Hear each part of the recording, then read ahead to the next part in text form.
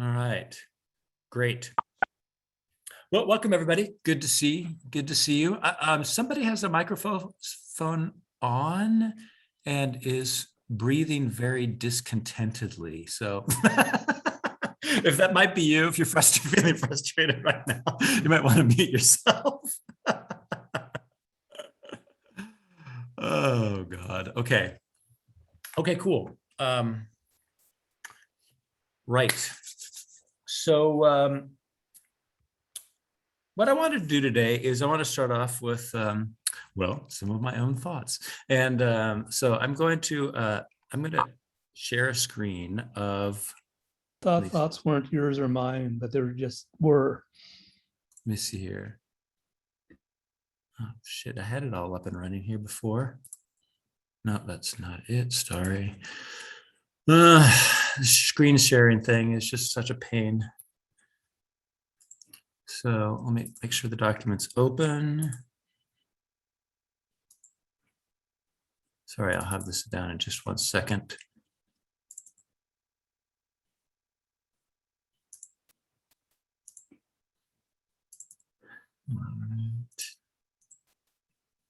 Should have had this ready before. Let me try one more time. Right. So did everybody see a diagram of a triangle with a bunch of scrolling underneath? Can I get a yes or a no? Well, I only see a black and pencil, or I don't see a triangle. No one can see a triangle, by the way. Exactly. Okay, that's part of the point I'm going to make.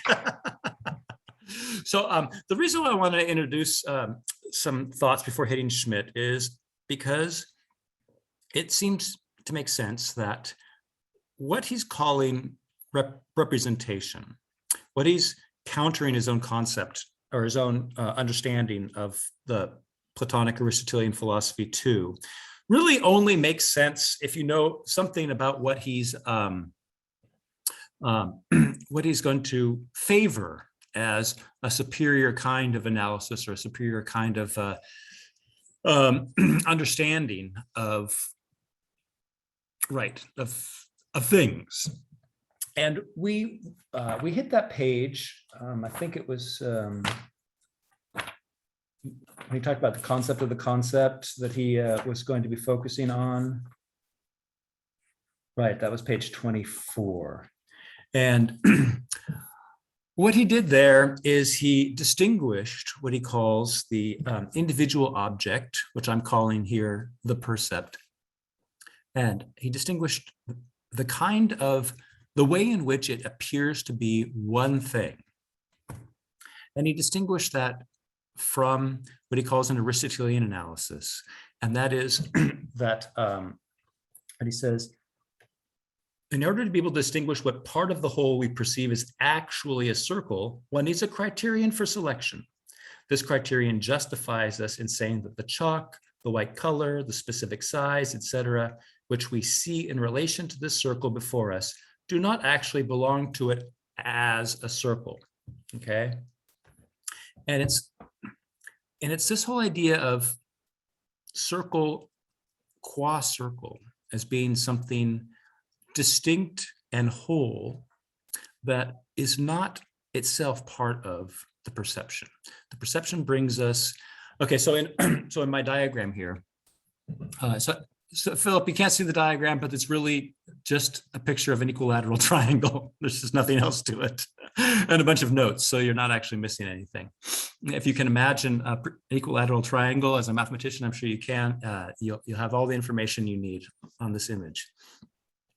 And when I wrote this down, I actually was using red ink, but when I scanned it, it all turned black. So we have this percept, right? It's red or black, it's white. We have dots, we have lines, we have line thicknesses, we have line lengths, we have an ink smell, we have paper feels, right? And all of these are together as one thing, namely that which you perceive here in perceiving these lines as a triangle. And the first thing that Schmidt is bringing out is that all of these things belong together in the percept, but what each one of these properties is does not have any necessary relation to any of the other properties. So there's no necessary relationship between a particular ink smell and a line thickness. There's no necessary relationship between a line length and a paper feel. All right. So the idea is this: in understanding what a line length is, that you will not find in your concept of line length anything that has to do with the feel of paper or sand or any other material sensation. And so the first thing to notice is that there is this, that what perception is giving us is what Plato and Aristotle consider to be a multiplicity. It is intrinsically many because they don't intrinsically belong together as one. Okay. Now, the perspectival object is a composite of non-intrinsic, hence extrinsic, or accidental or coincidental properties. Right? It is just a collection collected by our senses and presented as one thing. And the way in which this triangle is one thing is quite different than the way in which a circle as circle is one thing. Schmidt's idea that, or the Aristotelian Platonic thought, is that what makes a circle, certainly there are many features that are required to say what a circle is, but they're all intrinsically necessary to that thing being a circle. And so they all have an interrelationship with one another that is lacking in any and every perceptual object. So I just have, and just to tie up if anybody wants to interrupt me with a question, please feel free. Let's see. Yeah, go ahead, Peter. It was just so that was an interesting point. I think that just made that the way in which a triangle is different than the way a circle is a circle. But in some sense, the way our perceptual triangle thingy is a triangle thingy is the same as the way a circular thingy is a circular thingy, perceptual thingy. Yet essentially they're different, but perceptually they get their unity in the same sort of way. Exactly. That's an interesting thought. That's really nice. I like that. Oh, beautiful. I can't believe there's new stuff to be said with regard to Schmidt. That's awesome. Does anybody want to follow up on Peter's point or probe it a little bit to understand it better? Peter, can you repeat that or elaborate? It hasn't sunk in. Sure. The way a real triangle is by being three-sided and blah, blah, blah, and angles 80, 180 and all that, or two right angles if you're Greek. The way a circle is that it's a set of points equidistant from the central point. The way a drawing of a triangle is a drawing of a triangle, or the way that drawing of a triangle is a unity or a thing, is the same way that drawing of a circle is a drawing of a thing, a perceptual thing. So on the perceptual side, they have their unity in the same way. They're just of some heap of properties or whatever it is that we bring together. But triangles and circles are in different ways, right? The perceptual thing can't be the object underlying roughly, because the real objects are the way they are for different reasons than the way the unities are, the perceptual unities are. Yeah, exactly. And you see it just by looking at this diagram, right? You see a triangle, right? But you see much more. You see so much more.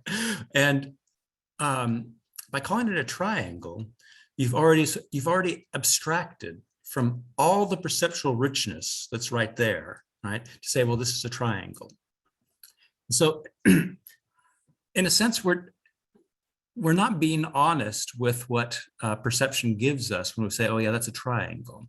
It's just as much paper, it's just as much dots, it's just as much lines, it's just as much thicknesses, it's just as much colors, right?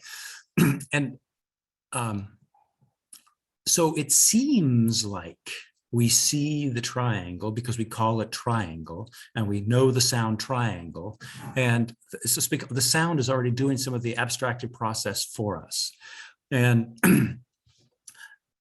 but what's important is that we are starting to get this contrast between properties that belong together through their internecessary relations and properties that do not. And every perceptual object is going to give you this set of coincidental properties. The lines could be green, the thicknesses could be different, the lengths of the sides could be different, right? It's just so happens that these things come together as some kind of brute fact, and perception presents them as one identifiable thing, as in contrast with a triangle next door, or as a contrast to the chalkboard that it's on, or whatever. So, so this beginning of an analysis of the kind of unity that is available to perception as over against to thought, in the thought of the circle as being what Peter defined it as being, is not, that circle is never in any perception. We can write down, we can say, write down, here's the center. We can write down a radius and show that, the perimeter has the same radius all the way around and all the rest of it.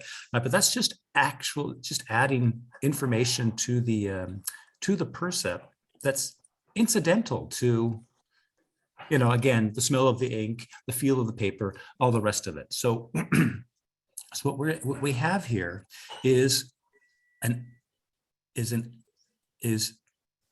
a unity that is composed exclusively of properties that do not belong to one another. And it takes not more perception, but an act of thought to distinguish between what is the triangle as triangle, what is the triangle as equilateral triangle, and what is the triangle as this ink figure or as this color, okay? And it's only because you have the criterion of what the concept or the ideal form of triangle that you can make these distinctions, and then you can begin to reflect, what actually belongs to what, and what is merely accidentally or coincidentally juxtaposed in, for instance, this diagram. All right, I'm gonna stop there. I got a couple of hands. First, Charlie, then Tyler. Sorry, I had to unmute. That's okay. The thing is, though, you'd never come across, or you'd never arrive at the concept of a circle or a triangle without the perception, would you? I suppose someone could just describe it to you without any sort of diagram or thickness of line or color or dimension or anything of that sort. In order to have the thought or the form of a circle or a triangle. Right. I don't know. I mean, that's not a very important question, but no, man. It gets to the but it is a question of scholastic maxim. Yeah, how do you get to the thought, and where does this thought come from? Right. How do you have a thought like that? Well, that's a yeah. What was I going to say? I was going to say, as you just recognized, that is a different kind of question that we're getting to, and it seems to me like there's a priority of, we have to understand what the thing is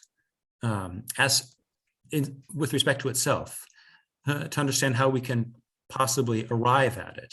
If the triangle is nothing but the red triangle, then obviously it's only through perception that we arrive at it. If the triangle is distinguishable from any of its instances, then we don't find it in any of these instances.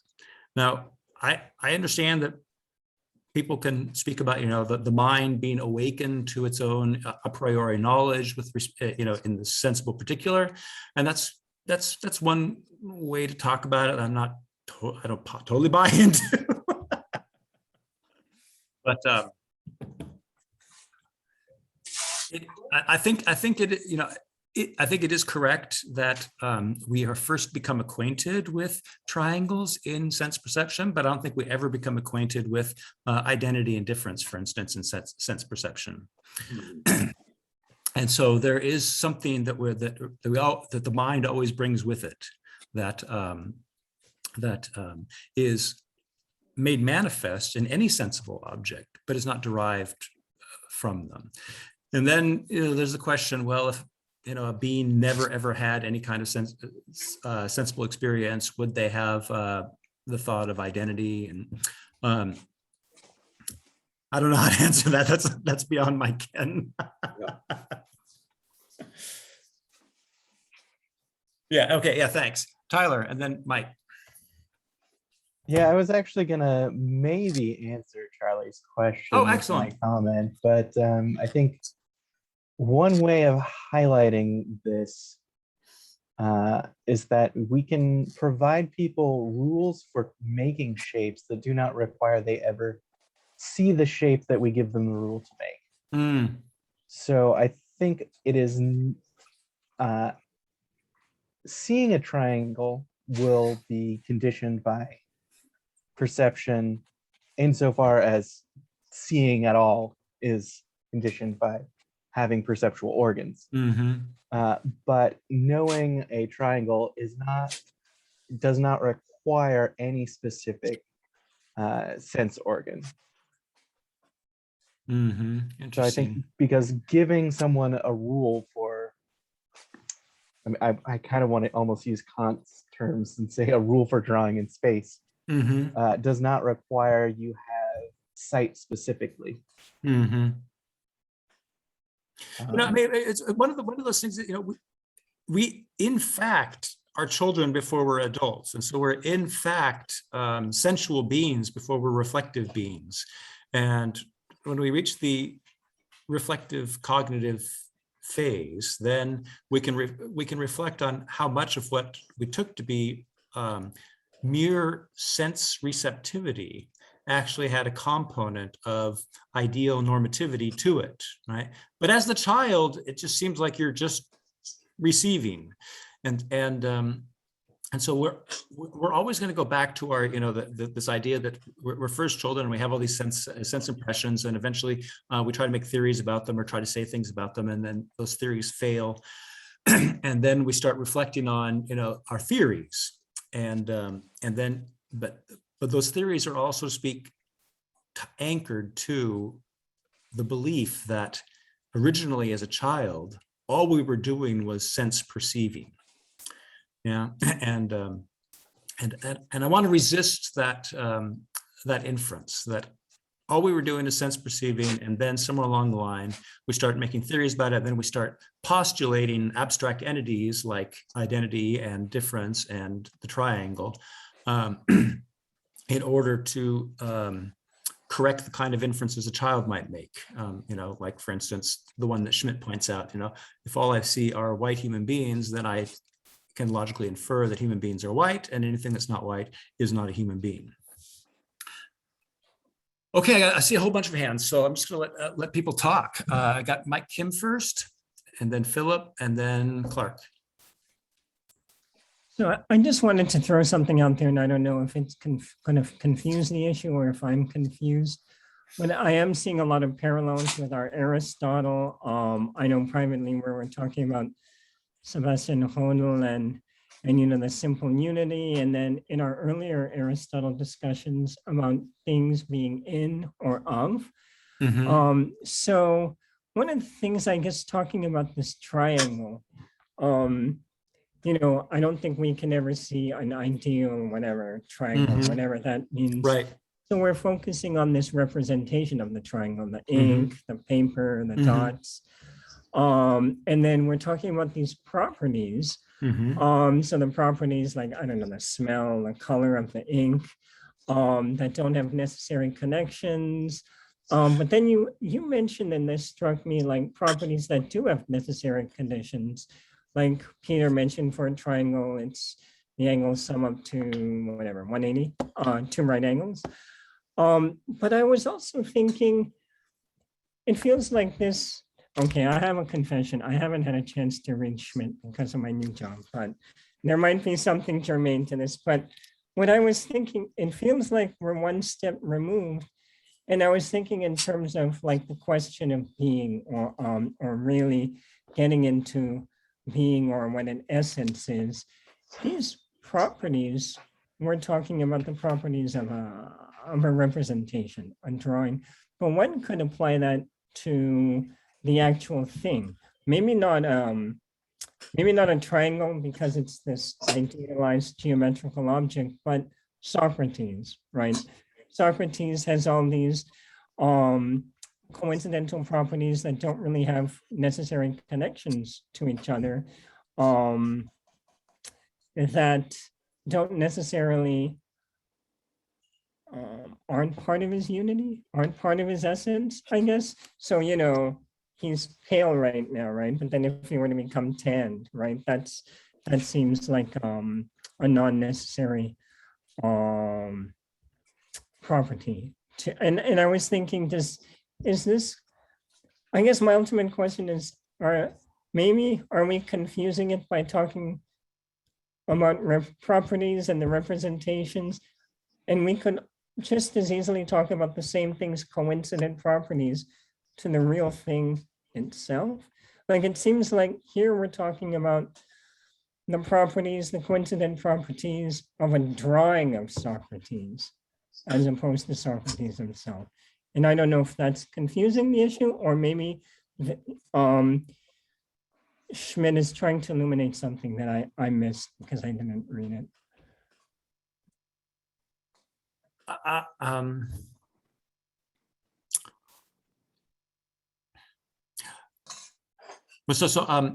What I'm not hearing, I guess, is the idea that okay, so with respect to the triangle, I think it's pretty easy, right? There is a definition of the triangle that holds for all triangles and nothing but triangles, right? And that's the one you gave, and so those properties are going to be necessary to the being of the triangle.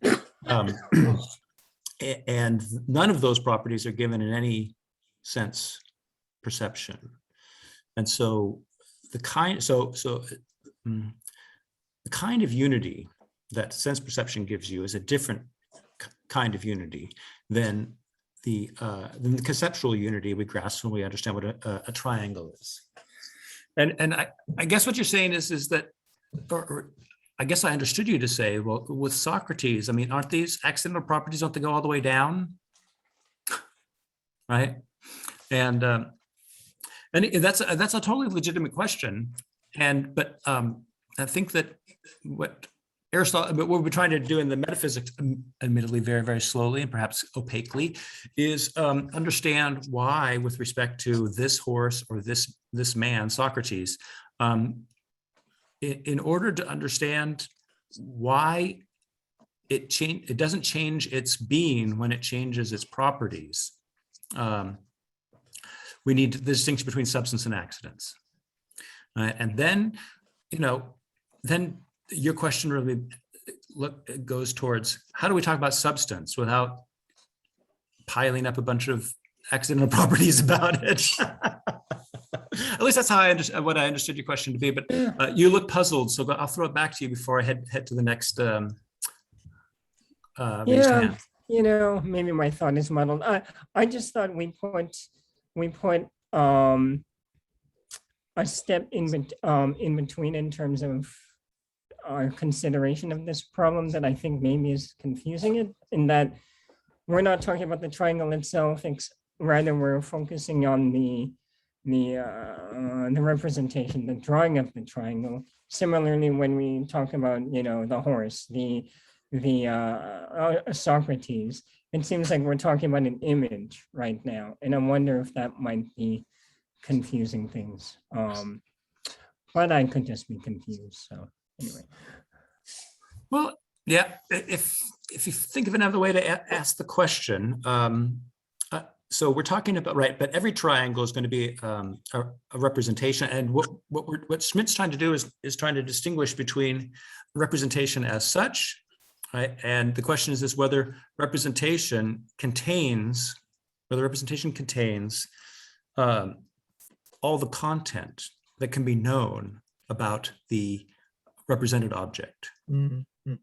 Yeah, And- I guess what I'm thinking then is the representation. So your drawing, which is red, Mhm. which is on dotted paper and it has lines. And Mhm. you, so I see that that's the representation, and a lot of these things, the red, the ink, that it's on paper and not, you Mhm. didn't etch it with a penknife on wood or something like that. Right. All of those properties don't have any necessary relations. Mhm. And I guess I'm just saying what makes you, or Socrates. Those accidental properties aren't even in the representations. They're in the thing itself. Although I guess a triangle somehow seems different to me. But my black hairness, right, or Mhm. lack of hairness, if I wore a wig, Mhm. which is an I guess a property that doesn't have connections with others and is coincidental, accidental, still wouldn't make me not me. Right. So I guess I'm saying we're talking about these properties that don't have connections, but I guess some of these properties we're talking are of the representation of it. And I guess maybe what I'm pointing out is that these accidental properties could be in the actual thing itself. Although I don't know if that applies. Well, I think triangle. that Yeah. I mean that's an interesting point to consider. But right now, what I'm focusing on is just like trying to make that distinction super clear, right? Just like what we have a representation, and every perception is a representation of something. And so, so my perception of the horse is a representation of that. Or let me put it this way: the post-Scotist, post-Occamist kind of epistemology thinks of that as an individual thing, and when we perceive it, we perceive everything there is to know about it. And then inspecting our perceptions, we can draw out more and more so-called abstractions that are all anchored in that individual object, which is why he says, the assumption is that it's a well-determined object, that it contains all of its determinations in itself. So this triangle here contains the triangle as such in it, even though there's no, even though it's only a rough approximation. But that triangle as such is there because it's a well-determined object and all of its properties are determined through themselves. And we get those through perception. All right, thanks. Let me see, who's next? We got Philip York. Yes. Yeah, I'm thinking about architecture. I'm thinking about Vitruvius. And I'm thinking about Vitruvius. I'm thinking about architecture. I'm thinking about allegory. Yeah. So I think one way to look at Vitruvius's works, especially as received in the Renaissance, they're not a guidebook to architecture so much as they are a guide to the unity of architecture. So what had been forgotten is what is the unity of architecture. But it gets boiled down to, if you want classical architecture, you take a triangle and stick a circle in the middle of it, right? It gets boiled down to, but we know intrinsically that architecture cannot be reduced to geometry. And yet, so then I'm thinking about modern office buildings. And if you think about cubicle farms, they're not unified. Like multiplicity does not unify. Like you can have, like the way the way our cities are built, we multiply roads, but it doesn't create unity. I don't know. It just, so anyhow, I'm kind of rambling here, but Vitruvius said, he said that, or the interpretation of Vitruvius said, what is architecture? Architecture is a representation of the unity of man. But he's already in the representation world, right? The Gothic architecture, they would never use that language. They would say the cathedral is the image of God, but it's not a representation of God. It's a different deal. And if you, I also kind of my last point here, if you think about like, when does allegory die as a literary style? So like Spencer writes an allegory, Shakespeare does not. It's that transition into the modern. So the modernists view allegory as representational. It's not, I would argue it's not at all. It's something different. And the fact that it dies with the advent of representational thinking says it was not. But so what's going on through my head is these various ways to articulate and understand the origin of unity.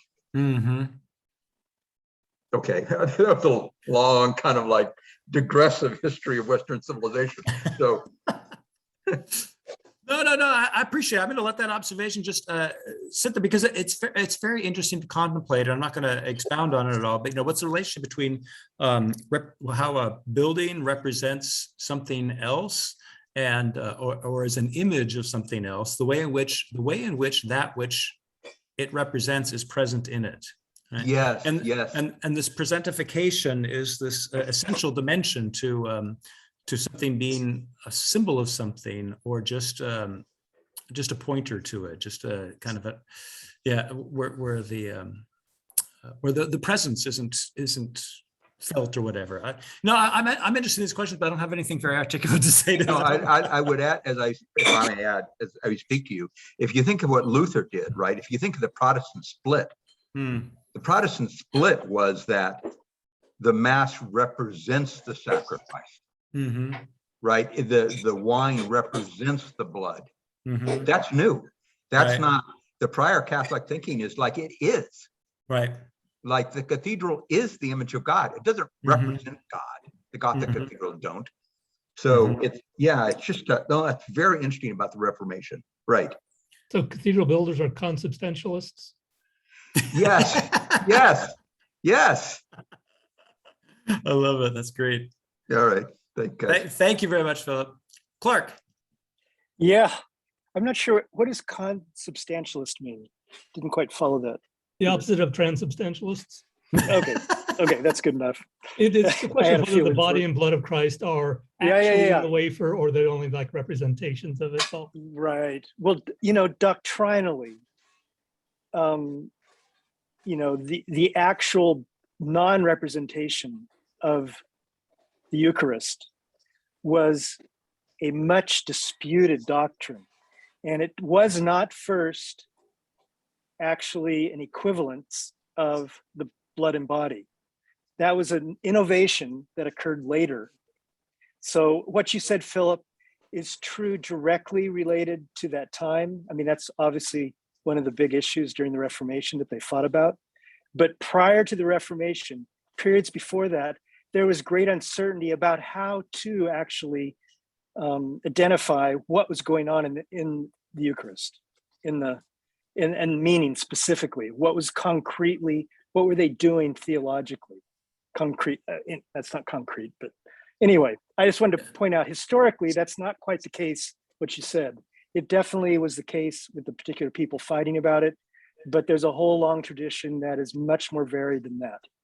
And it was actually argued about greatly in many different, forums. But anyway, I don't want to discuss the history as much, although I think all these points are interesting. Can I piggyback on that just one second? Sure. And I'd only say, the question of the Eucharist, especially questions of the Eucharist, became a criterion for what was acceptable and what was not acceptable in Yes. Aristotle, and the reception of Aristotle. And it's very, very important to remember that Aristotle had to go through the eye of the needle of the Eucharist to come out the other side into the late medieval period and become that Aristotle that early modern science rejects. So that's just an interesting Sure, historical, right?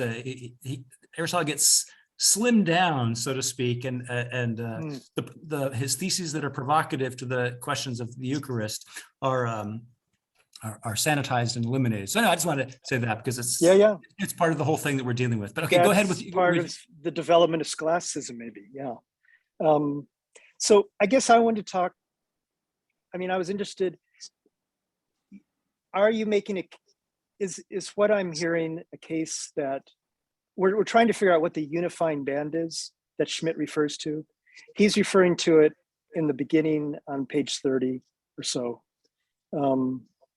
that it's referring to sense perceptions, and that there's something he's calling a native intelligence about how we perceive things. And I don't know where he comes up with native intelligence as something distinct to say about what perception does. But perception by itself, he's saying, provides us with a unifying band that brings together all these perceptions. And you could also call it common sense. So, but you also mentioned unity coming from concepts alone in contrast. So the question is, to what extent is the unifying band actually a thing, or is this just a vehicle by which Schmidt is trying to make a point that it comes up short in not providing this native intelligence, that perceptions alone can't provide the native intelligence to actually provide the unifying band that it thinks it does, and that it calls itself as common sense. And I guess I'm hearing an echo. I'm wondering if anybody else is. Oh, anybody there? Yes, I hear an echo too.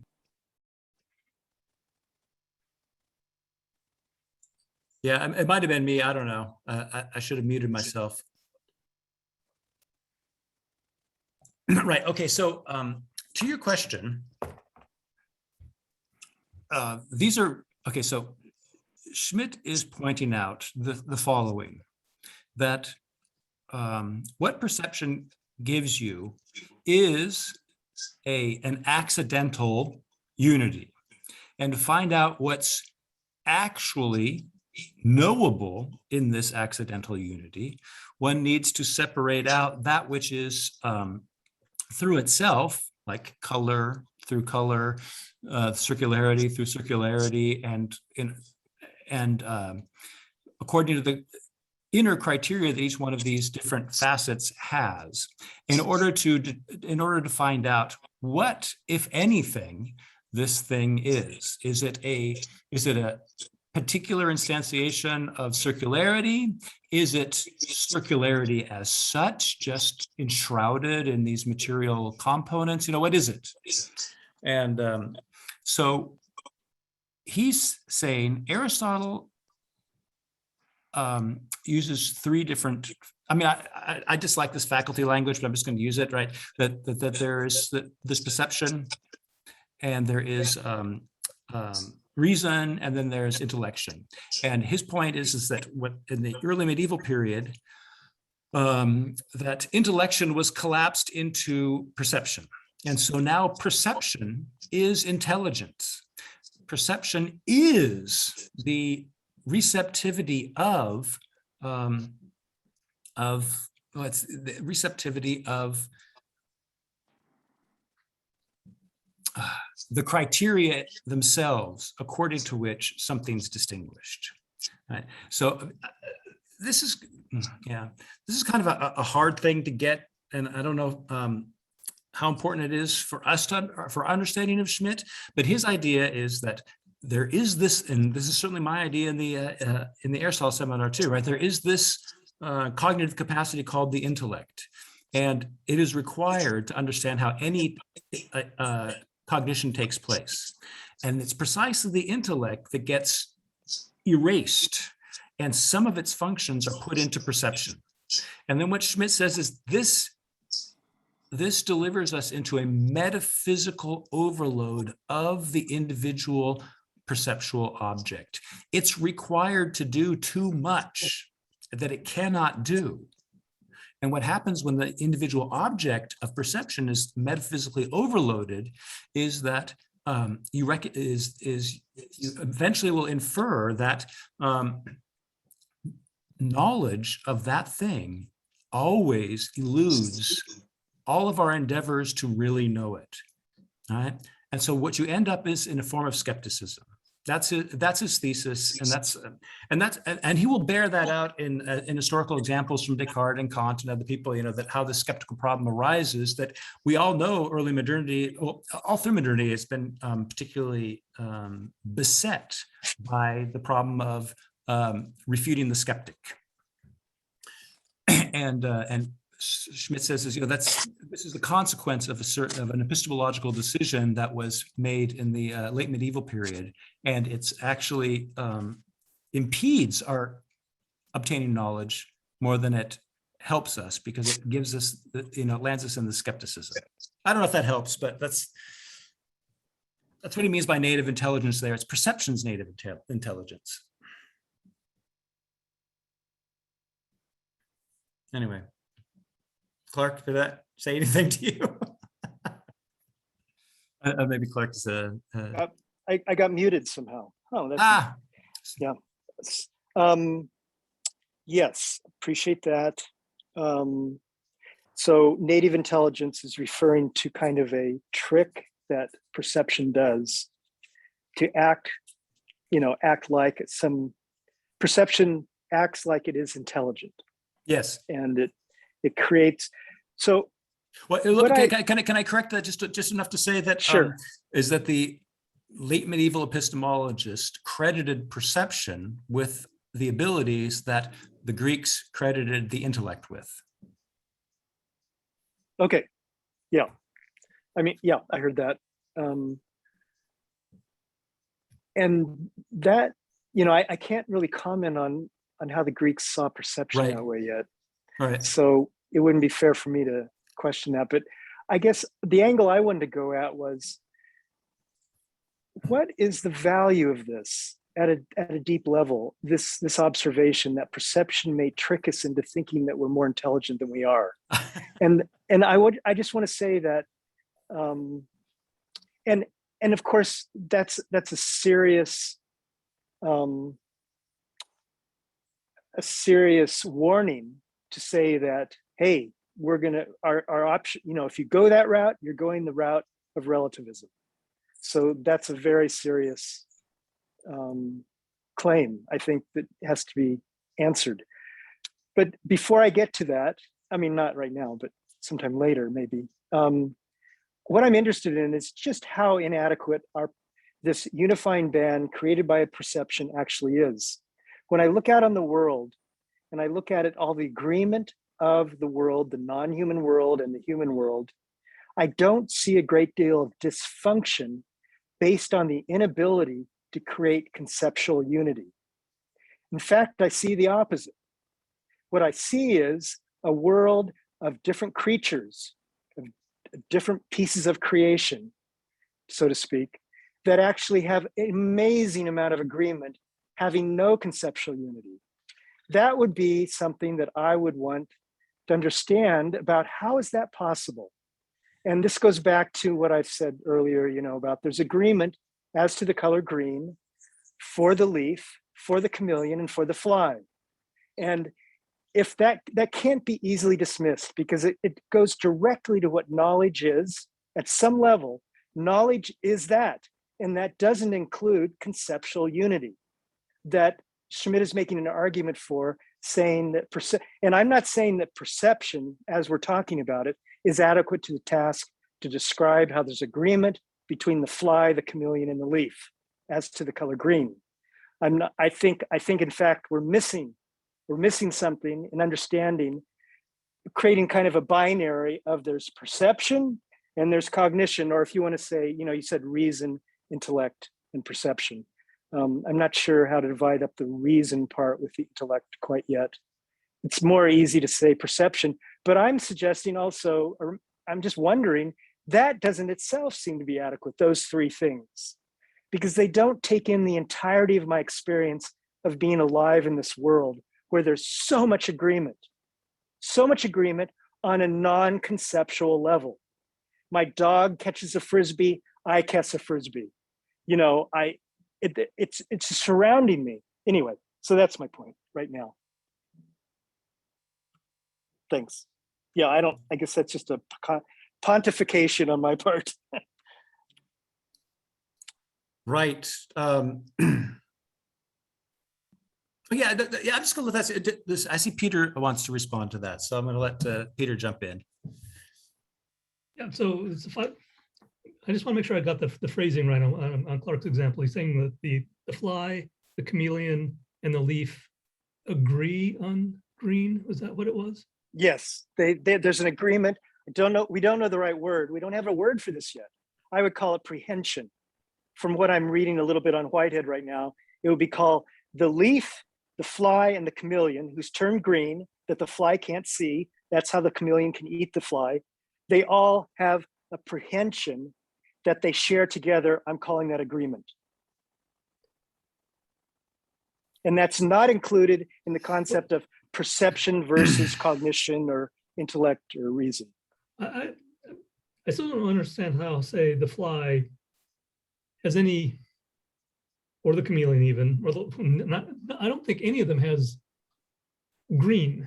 I mean, I as a human say the leaf is green and maybe the chameleon's green. Well, why would the chameleon turn green in my human terms? Why would the fly get eaten by the chameleon because it couldn't see it in human terms? Why would the leaf be green itself? There's a knowledge here that we're not acknowledging, it seems to me. It's a proto-knowledge. I'm calling it that right now. But it's not, yeah, go ahead. I'm just thinking that, I mean, I think there's always this danger of when we're describing things, if we describe them from the human perspective, we tend to attribute, or accidentally or unknowingly, unwittingly attribute our own standpoints to things we talk about. We're anthropomorphizing, but this is an example opposite that. Well, no, I don't think so, because the chameleon has no, you might say that you can say that I observed that the chameleon takes on the same, roughly the same color as the leaf it's sitting on. How does it know to do that? It doesn't know. How does it do it in such a way that's so accurate to my reasoning that they're all recognizing the color green? That's not, yeah. A physical causal chain of events is not necessarily a, that's just kind of a heap of things that happens. It's not, I don't think that has being in the same way that when I say the leaf is green, it has being. I think that I don't know how to put it, but there's, I think that example is kind of wrong off the first step, but I am having a hard time putting exactly into words, pinning down exactly what it's wrong with it though. I think it challenges notions of what we think being is in terms of a human cognitive understanding of being. But see, what I'm saying is it doesn't matter, because there is what could be said to be agreement on the color green, regardless of whether we understand it or not. I mean, does the rock, I can see it. Does the rock falling off the ledge or whatever have an agreement with gravity? I mean, that seems. Well, but a rock isn't sensate the way a fly, a chameleon, and even a leaf is. A leaf? Or a leaf. Oh, there's sensory, there's all sorts of interactions going on there. And we can't think it out, but what I can see is the agreement, quote unquote. And I don't think that's an anthropomorphizing. That's actually saying that there's no anthropomorphizing here. I'm saying the opposite, because no, I think saying the that there's description of what's going on is the anthropomorphizing. I mean, the chameleon does whatever it does. Doesn't have to know anything. It's not like it's a willful action that the chameleon does. Well, we don't know. I mean, that's my point. There's indeterminacy here.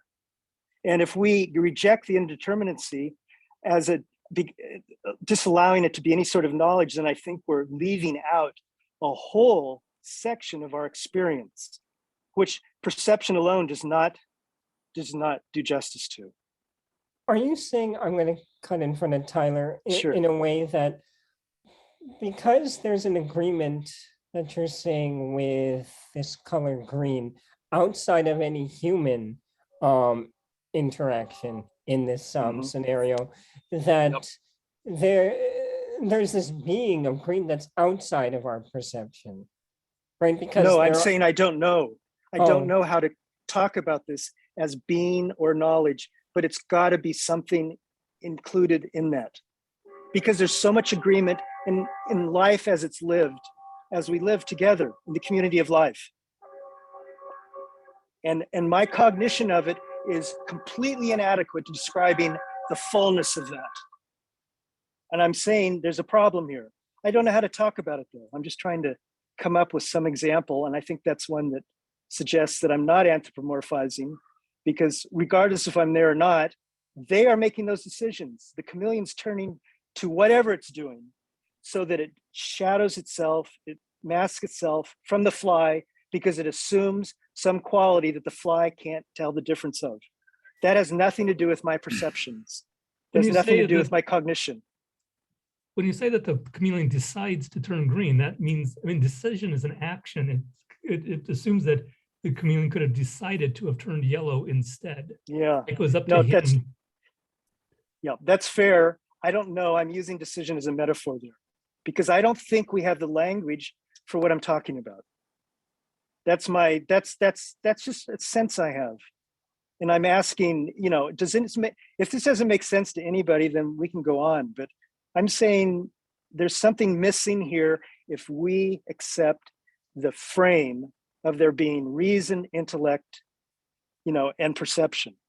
That's inadequate, because it doesn't take into account the other life forms that we coexist with, that we have as a necessity to our lives. It's just inadequate account to me. I mean, I'm going to let Tyler go ahead. He's been waiting for a while. Yeah, I think one thing we should probably say is that the agreement is not necessarily the chameleon understanding the color of the leaf and the relation between its body color, the leaf, and what a predator might see, for example. Yeah. But Totally.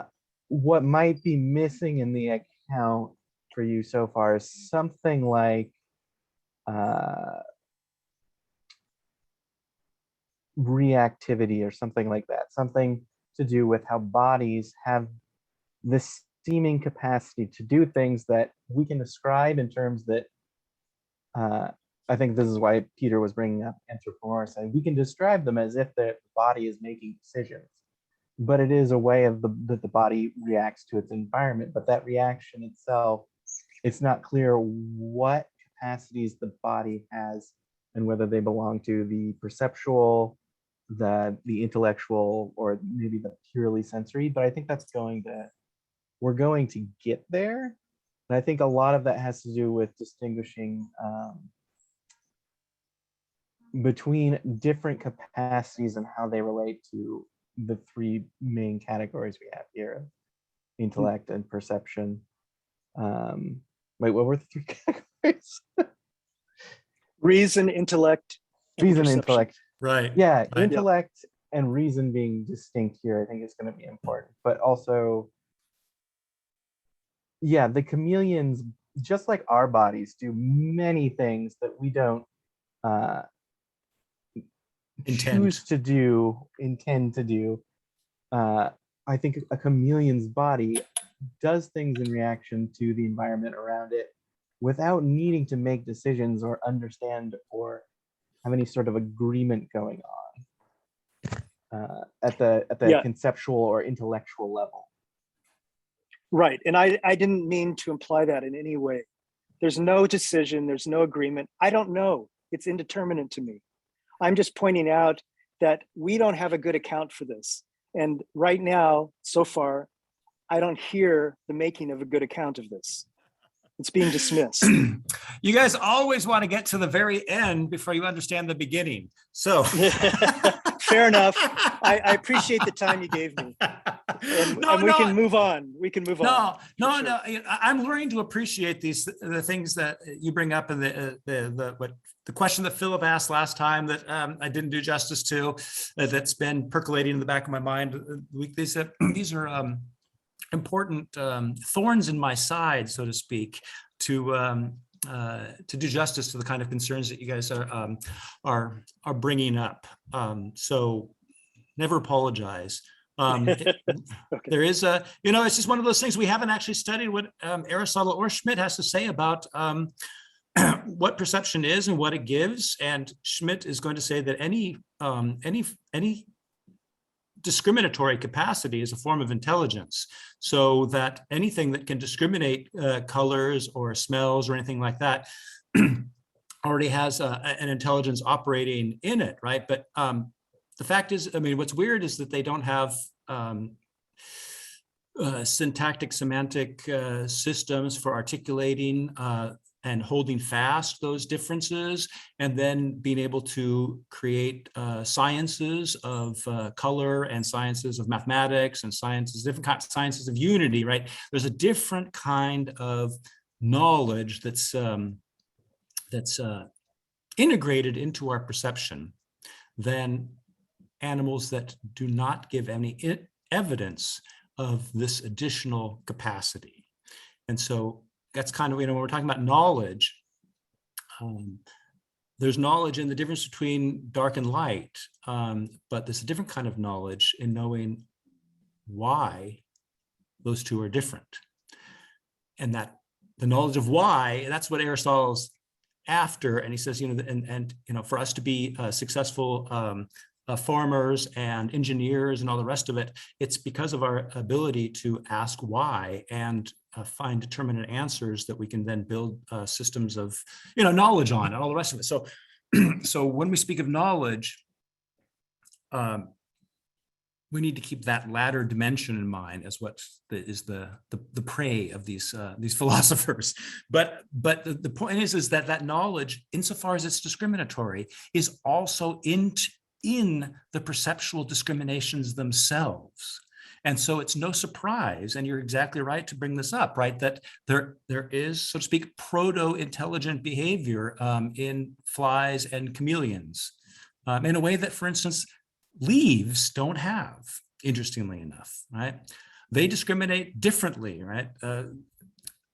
Sunshine, and they're heliotropic and all the rest of it, a different kinds of discriminations that are relevant to the self-perpetuation of the leaf. Okay, yeah, so anyway, I see Philip's hands up. I wanted to say, something very right about what you're saying, but it lops off, it equates knowledge with any discrimination.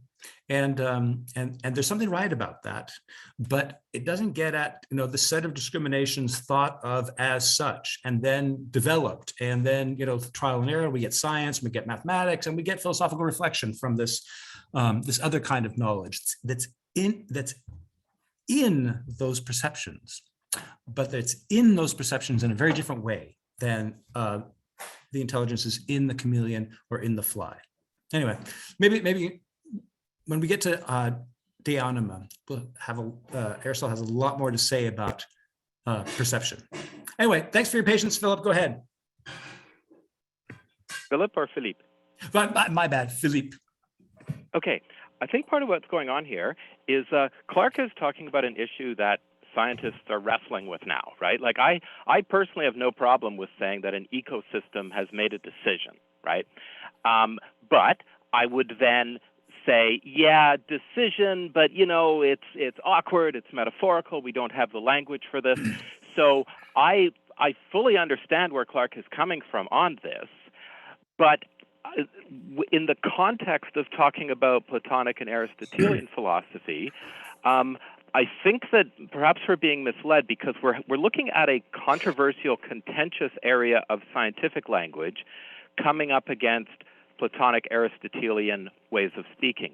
I think we'd have exactly the same, or we'd have a similar set of problems if a very uncontentious claim made within scientific language were coming up against the Platonic Aristotelian language. So the fact that Clark is focusing on a controversial area of scientific language, an especially interesting one to me personally, that may be confusing the issue here, and it may be getting us away from the fact that any claim made in contemporary scientific language would run up against clashes with the Platonic Aristotelian way of speaking about these things. And that actually brings me to a question that I've been having with Schmidt, because I basically get what Schmidt means about the thing that's going to be known. I kind of understand him there. And then he talks about the various claims about processes of knowing, like, you know, the way empiricists claim to know stuff, the way the Aristotelian tradition claims to know stuff. I basically get that. What I'm confused about is the knower. I don't have a sense of what the knower is for Schmidt. He seems to be assuming that it's an individual, and I can't see a good reason to assume that. Like, I'm quite comfortable with the idea that a community of talking about a community of knowers. I'm quite comfortable with talking about how part of me might know something where other parts of me don't know that thing. Like, I don't see a reason to assume the subject here. And so it's a two levels of answer here. Maybe somebody could just say something, anything at all, about the knower in Schmidt. And if somebody wants to, could they talk about why he's talking about as if it's an individual? Is that just convenient? You know, is he going to talk about stuff like a community of knowers?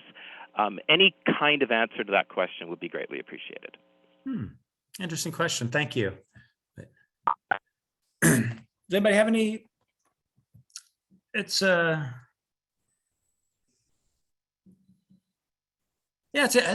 interesting question. I can't formulate why doesn't he talk about the knower? And probably for the same reason that Aristotle doesn't specifically thematize the knower, but rather what knowing is. And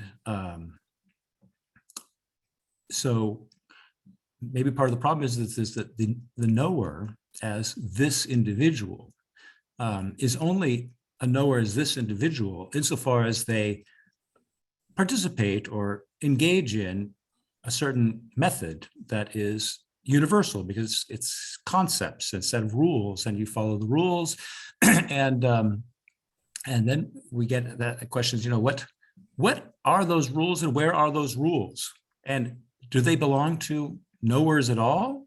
Or do they belong to knowledge as such?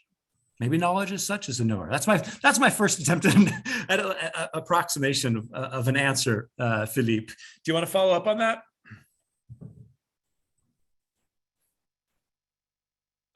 Well, I guess I'll just say that I'm trying to, as one does, I'm trying to fit Schmidt into the way I see things, right? Like to sort of have a meeting of the horizons, as it were.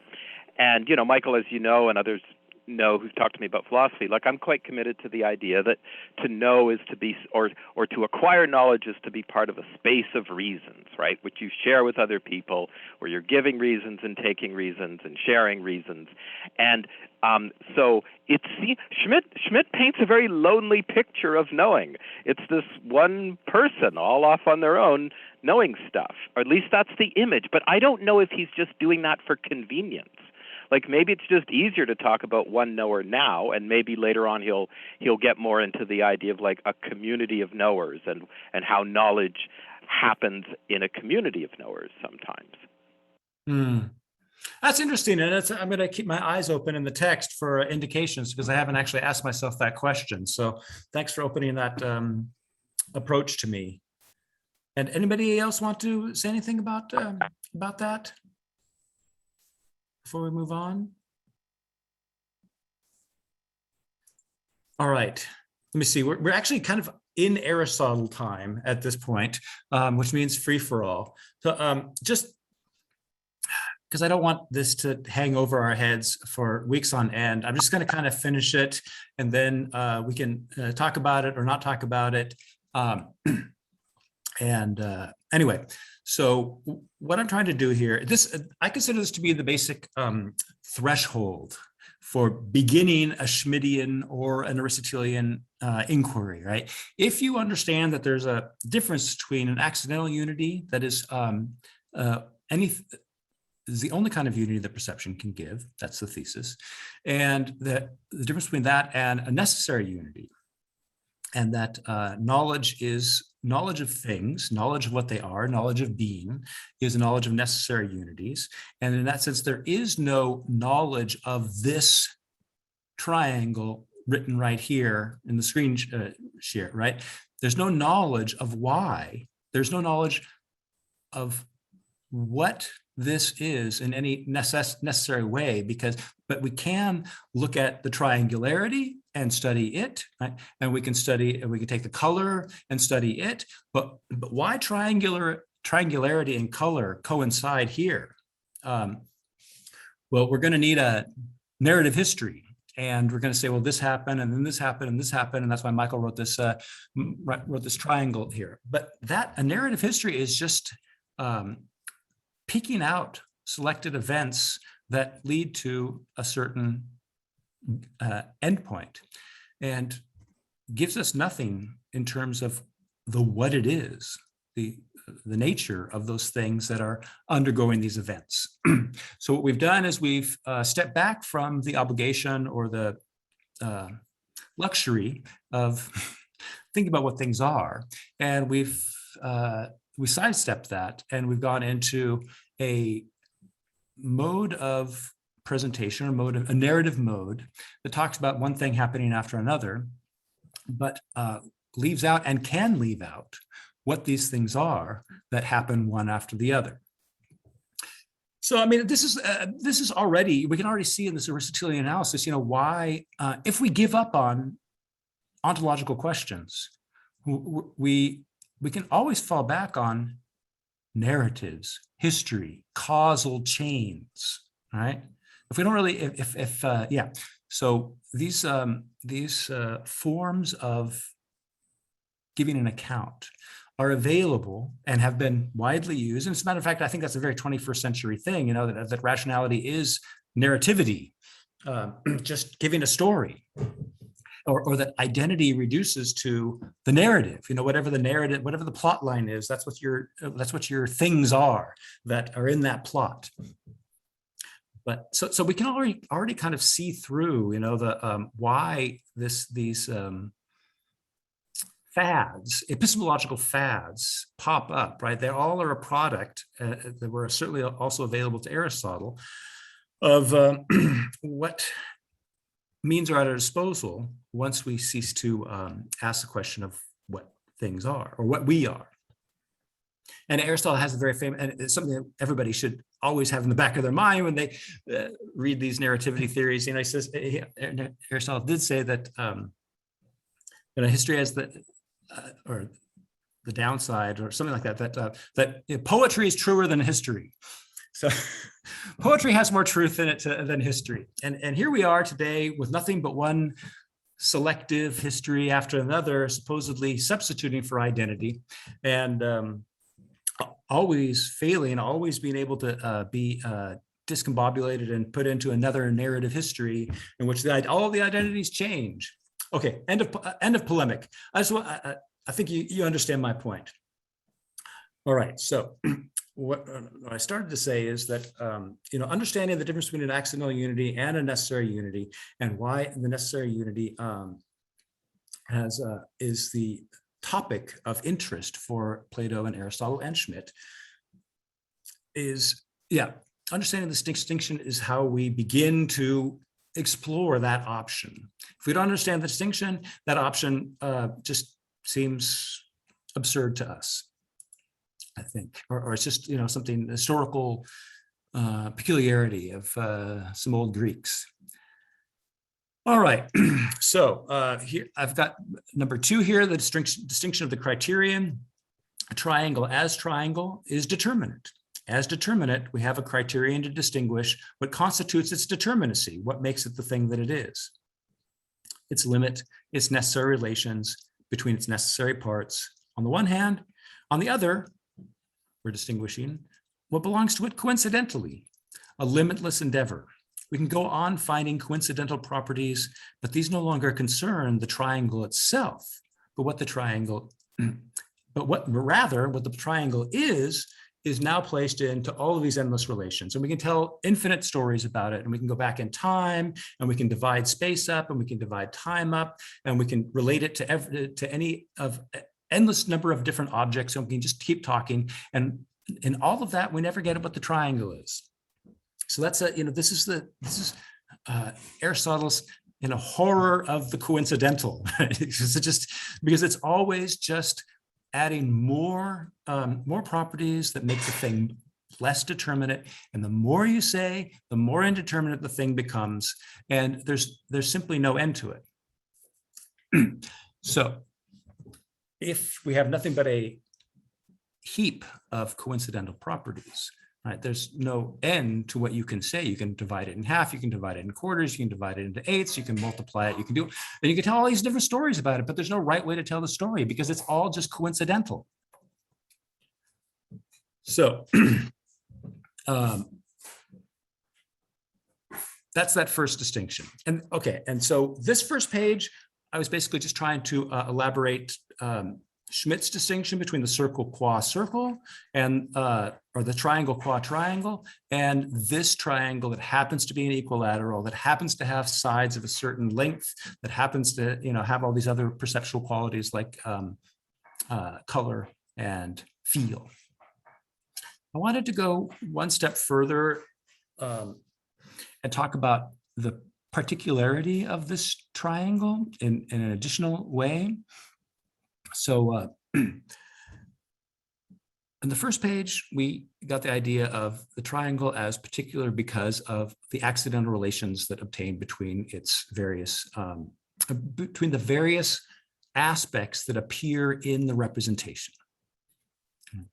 And now I want to go in a different direction. So we got three here. The triangle is not only particular because its perceptual properties have no interrelation, but even when we distinguish the triangle from the color, smell of ink, etc., this triangle is a particular triangle. As an equilateral, it is one instance of the triangle. And certainly, yeah, okay, I'm using this these slash idea form concept, right? Schmidt says Sache, and we don't really have a word in English for that. So what the equilateral triangle is a particular instance of is the triangle. That's the Sache. That's what I'm trying to get at this with this expression, idea form concept. It doesn't matter which term you use, you can use all three. The idea is that there is a definition of the triangle as triangle, and that definition is not a particular triangle. It's not like a mental image of a equilateral or a scalene triangle or something like that, because that's itself, mental representation itself is just a particular triangle. So we go on. It's not necessary for a triangle to be equilateral. This one is contingently equilateral. It is not necessary for an equilateral triangle to have sides of the length, say 2 inches. An equilateral triangle with 10-inch sides is particular kind of triangle and has particular properties in which the triangle is instantiated. So any mental representation in your head will be this or that triangle. Philip, go ahead. Philippe, go ahead. Yeah, it occurred to me that, all right, there's an empiricist story that you could tell where a person sees one physical, sensual triangle, then they see another physical, sensual triangle, and eventually they piece together a concept of a triangle. But there's a closely related theory which I don't think gets articulated much, right? Which would be, now I'm just going to talk at the level of purely mathematical objects. whatever those happen to be. So imagine you're thinking about not a sensual triangle, but a purely mathematical triangle that happens, that where one of its angles happens to be 4 degrees. Now you're thinking about another purely non-physical, non-sensual triangle where its angle happens to be 5 degrees. And then so on for 6 degrees, so on for 7 degrees. So you're thinking of nothing but purely not abstract in the sense of a process that leads somewhere, but just the mathematical object, non-sensual, non-material. You're thinking about a bunch of these with very specific properties, like having such an angle of 4 degrees, an angle of 5 degrees, etc. And then you piece together the concept of the mathematical object of a triangle in general. So that could not be called an empiricist account, because at no point do you empirically perceive any sensual physical triangles, because there are no sensual physical triangles. And yet it's a very similar story. It's confusing how to fit that into the standard picture, but it does seem like you could imagine somebody who understood these particular abstract, non-physical, non-sensual triangles, and yet was struggling to get the concept of triangle in general, and then suddenly got it. I'm not quite sure where to go with that, but it does seem to be an aspect of this whole idea of piecing together concepts from particulars that doesn't get talked about. The idea where there simply are no sensual physical particulars involved. Mm. Interesting. My first response is,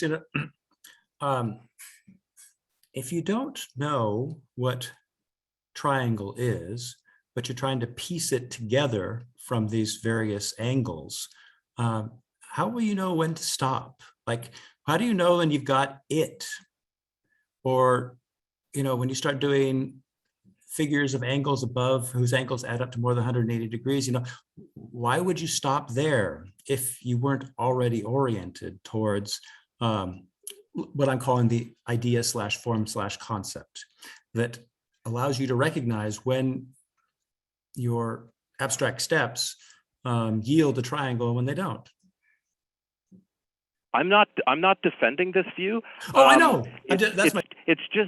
It's just that if we are to take, and I don't know if anybody does anymore, but if anybody were to take seriously this sort of standard empiricist account where you have this sort of sensory input from a physical triangle, and then you have more sensory input from another physical triangle, and somehow are able to piece something together from that. If it's a conditional statement I'm going to make, if that theory, that empiricist theory, is to be taken seriously, then surely my other theory where the particulars are just themselves non-physical mathematical objects with no sensual properties. So if the classical empiricist account is to be taken seriously, then so should my made-up theory that I don't think anybody actually talks about. It just seems like it's a odd little backwater in all of this talk that doesn't get talked about, but it sounds at least as plausible as the empiricist account, which I don't think is very plausible. No, I totally agree with that. And I guess what I'm trying to do is, if we think about, so we start with our little drawing, and now we distinguish the triangle qua triangle from all the other perceptual properties that are mixed up with it, contingently, accidentally. We don't have the ideal we don't have the triangle as such, right? We just have the equilateral triangle. So my point is this: an abstract concept is just another particular, and it's just as particular as the particulars it's abstracted from. And so we can't. This, going from particular to particular is precisely not going from particular to universal. And part of the other point is the universal will not have the appearance, right? It will not be able to appear ever as a triangle, because it is the potency for all triangles. And we call that potency any figure that is the sum of whose angles is equal to the product of two right angles. That's how we designate the this potency. But this potency is not itself representable and is therefore not present in any representation. That's what Schmitt and Aristotle are driving at. So even if we get the abstraction, we don't get the universal.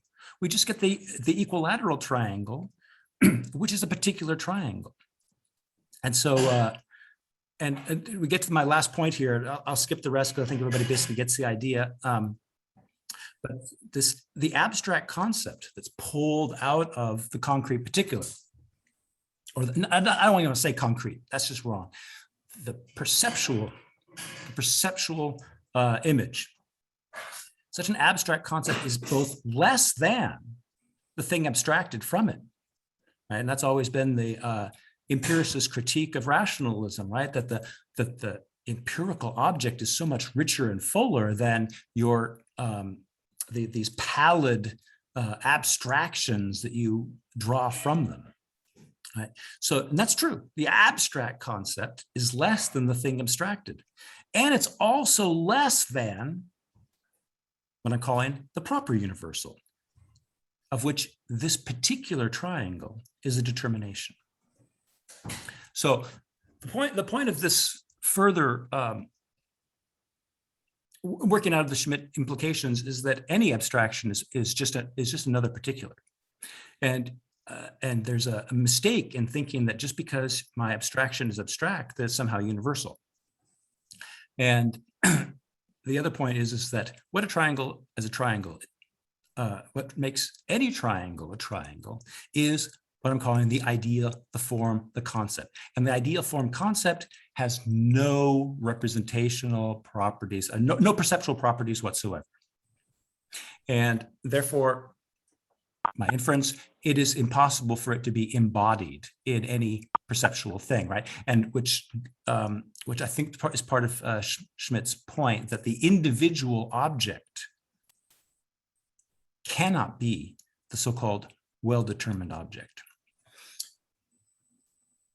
I guess what I'm getting at here is I'm trying to undermine empiricism. I think gets an unfair advantage because empiricism gets to sort of tag along on our gut feeling that it's good to just look at stuff, right? Like, back to the things themselves has been a rallying cry for many, many philosophical theories.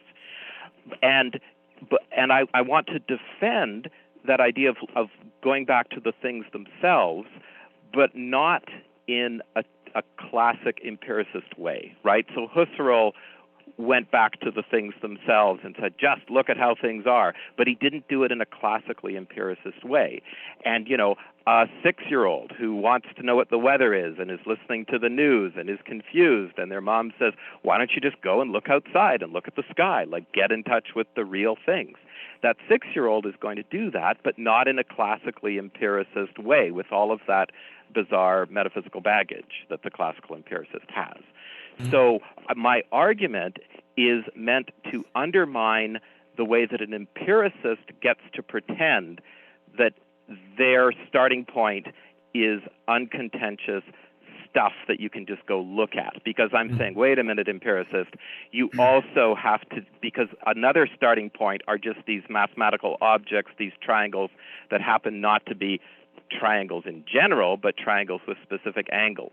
So you can't get your illegitimate rhetorical advantage here by acting like you're talking about standard commonsensical sense impressions, because you have to make the same argument with these mathematical objects that just happen not to be maximally generalized. Yeah. Music to my ears. Right, and so I guess part of the potential confusion is what's the relationship between empiricism and representation, as Schmitt has been thematizing it. And really, all I really wanted to get at here, I wanted to get at a lot with this, I admit, but the concept of triangle, that is the potency of all triangles, is not a collection of all triangles, and is not a picture of one triangle or another triangle. Right? It is a completely non-representational, there's conceptual, formal determination of what anything must correspond to in order to count as a triangle. And I think that one of the things that we didn't get into this conversation, thank God. I really appreciate everyone here for not having dragged me into that conversation, but I'm going to drag myself into it. Is, when we start doing like 4-dimensional space and n-dimensional space, and now all of a sudden triangles are round and triangles have, right? And all I wanted to say is, the assumption that that is a triangle is the assumption that connecting 3 dots in a 2-dimensional space, or connecting 3 dots with straight lines is a triangle. And then if you put it in an n-dimensional thing, well, then all of a sudden, all these classical definitions of what a triangle is disappear. And what I want to say is that connecting 3 dots by the straight lines is not a definition of a triangle. And precisely because, for instance, in a 1-dimensional space, the connecting 3 dots is going to give you a straight line, not a triangle. So connecting 3 dots is an accidental property of the kind of thing that is described as what has, whose the sum of whose angles is equal to the product of two right angles, period. And so, but what that is not picturable.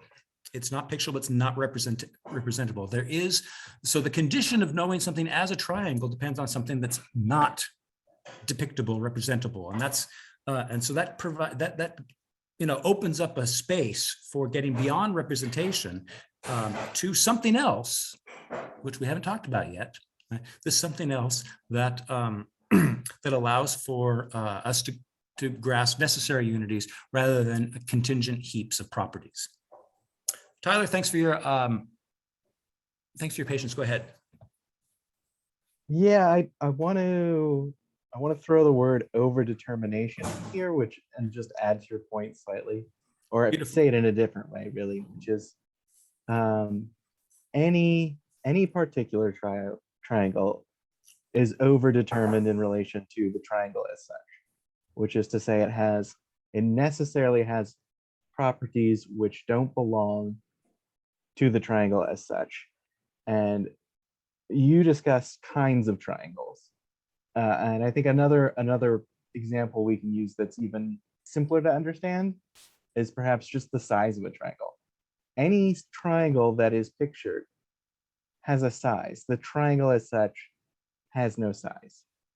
And we can think of this for all kinds of different concepts of shapes, or even other things, like if you think of a glass, or all kinds of concepts we have where the concept itself has nothing to do with the highly particular size or shape that any image supposedly of it necessarily has. Mm-hmm. So I just wanted to add that little bit.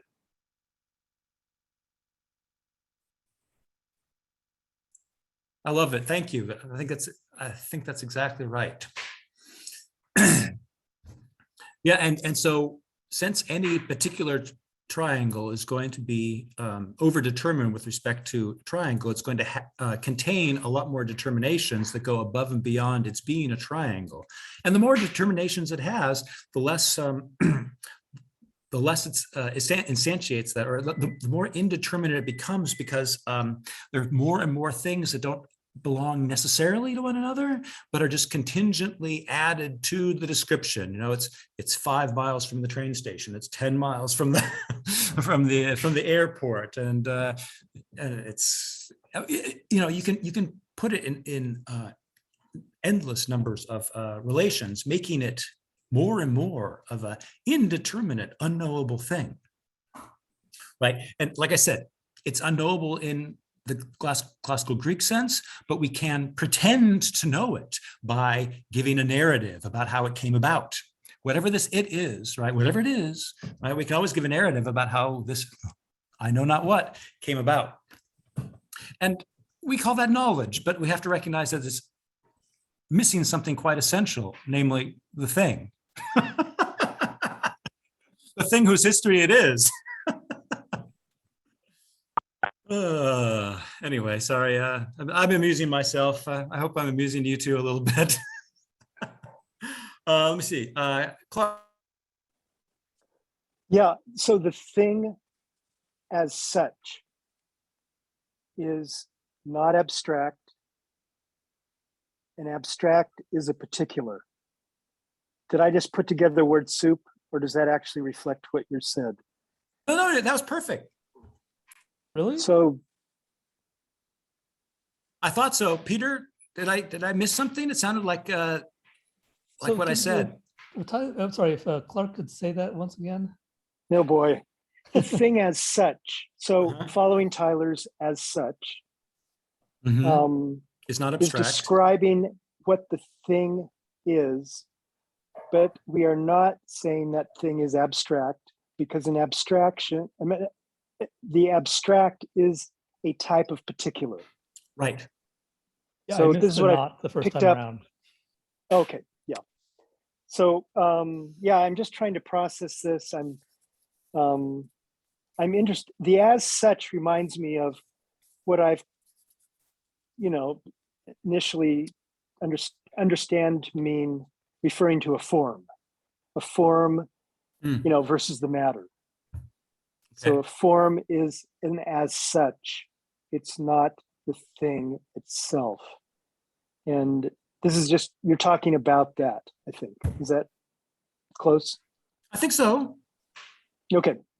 Yeah, I'm I- just trying to check in to make sure I'm not No, losing I something. love it. And I love it. I love it. I love it. And I think that what I really am hearing and I love is that we tend, when we don't know a lot of Plato and Aristotle, to think of forms as abstractions. Right? And then we say, oh, they're in a different world, and we go there, right? But now we know that if we think forms, we cannot think them as particulars, and therefore we can't think of them as abstract. So that's a double prohibition. That shuts down two avenues of talking about forms, and opens up a very, very distinct one, right? How can something be a form without being abstract and without being particular? And that opens up the question, what's the nature of form? And that's very, very good, because it's kind of what we're starting to get at in Aristotle a little bit. Yep. Yeah. Can I add something to that? Just, it's Please. the question that I don't yet have a good enough understanding for myself about what we mean by abstraction. And I can just tell you, my working idea of it is, when we say abstraction, we're referring to something left out in order to enhance applicability. So we can apply whatever this thing is referring to as abstract. We're making it more applicable as such, so that it contains many, it leaves something out in order to be more applicable. Okay. That's an abstraction to me. It subtracts something. Yes. What does it leave out? What is it leaving out? And how is it, in leaving out something, it's becoming not abstract? Or, I mean, wait a second. Oh, because it That's is circular. precisely.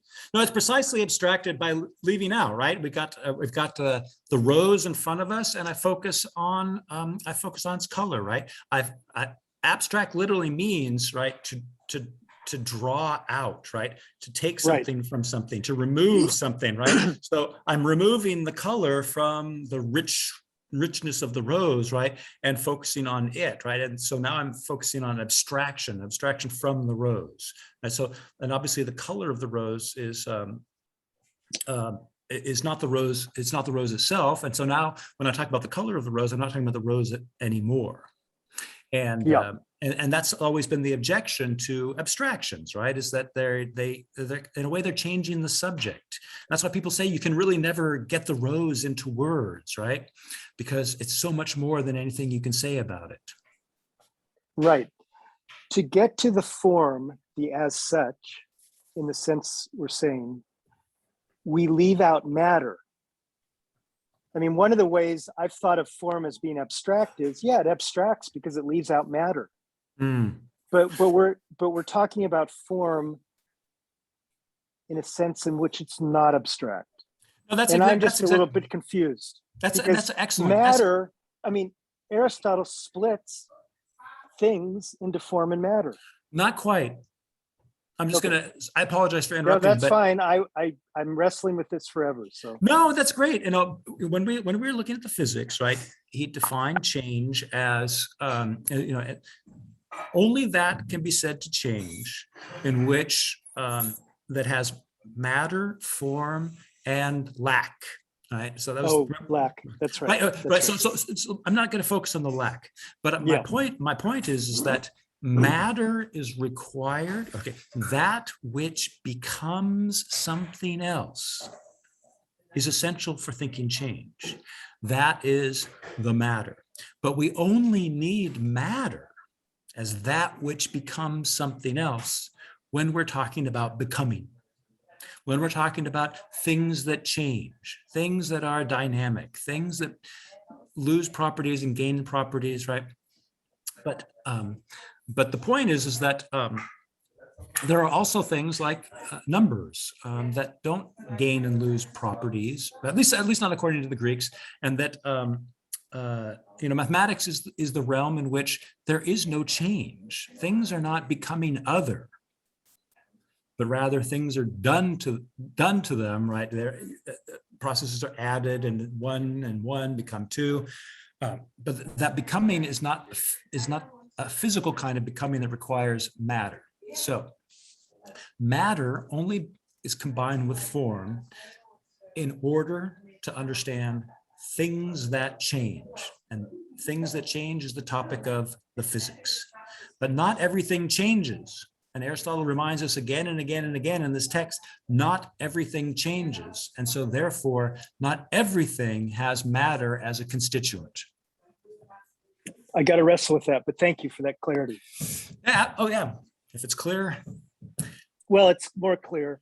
Yeah, but all we have to do is think. Matter is what makes changeable things changeable. But with respect to things that don't change, there is no matter to them. They are just form. And Yeah, I'd like to hear an account of how things don't change. Just not clear about that, I guess. But we don't have to talk about that. Okay, no, exactly. As a matter of fact, and that's exactly what we're going to get to when we get to the zeta, eta, and theta in metaphysics. So yeah, at least now you have a real concrete question for that text. It's like, yeah, why is it that I don't need matter to understand the nature of these things that he's going to be talking about? Good. Yeah, awesome. Thank you. Let me see. 541. We never even got to the Schmidt text, much less the Aristotle. So what I want to do is I want to finish up the section in Schmidt. Luckily, we've been talking about Aristotle the whole time, just not specific passages of the metaphysics. And if you've begun to understand that there is what the tradition calls a primary universal, and that's different from the abstract universal. And the primary universal is not in any representation, but it is in the comprehension of a representation as being a particular instance of something, the primary universal. It's not abstract. And so thinking about concepts or forms or ideas as abstractions precisely blocks you from understanding this primary universal. And if we understand that, the perceptual object, all of its different properties don't have any, are not related to one another in terms of any necessity. Right? And so that makes, but those aspects themselves, right? Color as color, triangle as triangle, there's necessity in that. We have to, so to speak, go a level up to find what the knowledge is that we can have of these perceptual objects in terms of what they are, as an alternative to substituting knowledge of what they are with what we love today to call narrative constructs. Okay, right. So to conclude Schmidt, we've been looking at pages 1 through more or less, 10 through 46 now for a couple of sessions. Is there anything in those pages, especially towards the end, that struck your fancy or you want to talk about?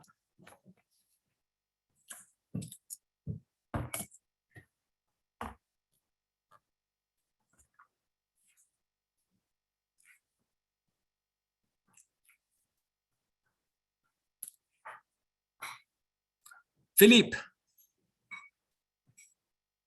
Okay, I thought of a nice concrete example to get at this question about who is the knower in Schmidt. Okay. So I'm going to ask a question about Schmidt in general. Feel free to include spoilers. I haven't read it yet, but I don't mind spoilers. Okay, we have recently learned a lot about the COVID virus. And we did this as a community, right? All around the world, people were learning things about the COVID virus. They were presumably having perceptions of various aspects of the COVID virus. Okay, now I don't have a problem with talking in terms of Aristotelian using Aristotelian language to talk about what we've learned. So I don't mind talking about, the form of the COVID virus or the particular, particularities of the COVID virus. I don't have a problem with that. What I have a problem with is the idea that this knowledge is best conceived of as occurring in one person's particular head, as if there's, well, let's just pick like the greatest expert on the COVID virus and say that, when that particular knower knows stuff about the COVID virus, that's where the real action is. So I don't mind the Aristotelian language. I have a qualm about the nature of the knowing subject here. And it's a genuine question. I don't know what Schmidt is ultimately going to do with this, but so far he seems to be talking as though knowledge is something that happens inside of an individual person.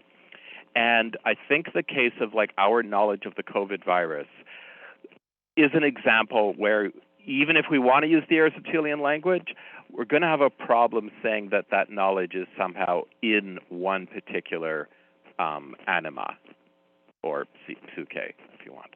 I'm just wondering what people think about that.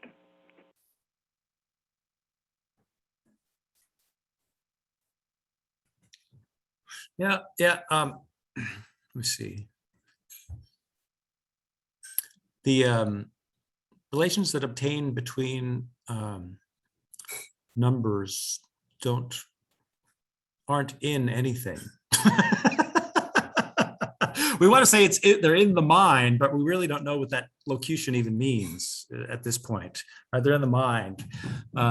Well, is the mind in something? Is it in the cranium, or is it in the universe, or and so this might just be an example of where we're led astray by grammar. Wanting to say that knowledge is somewhere, and maybe the where question is categorically just is categorically what's the word, not fallacious, but that leads us astray. Does anybody else have any thoughts about that?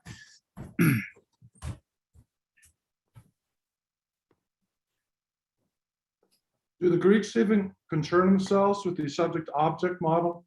If being and thinking are one, do they even concern themselves with knower?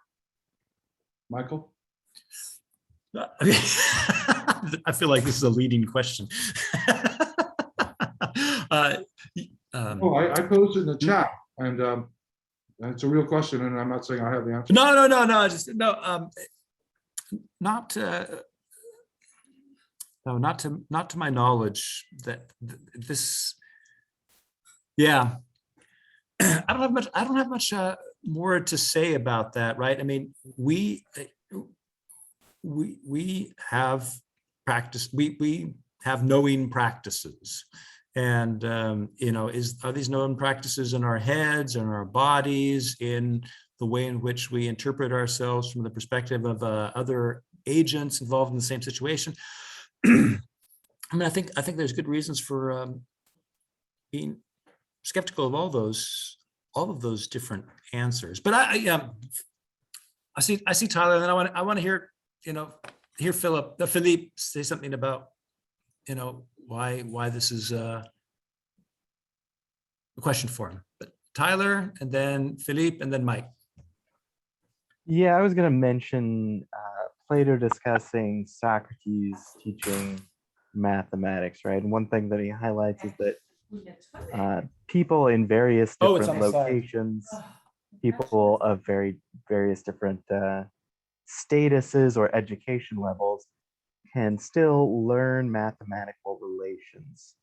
So I think this highlights how mathematics cannot be located in a subject if by subject we mean a specific person, as if somehow it's in my head and yet it's also in someone else's head.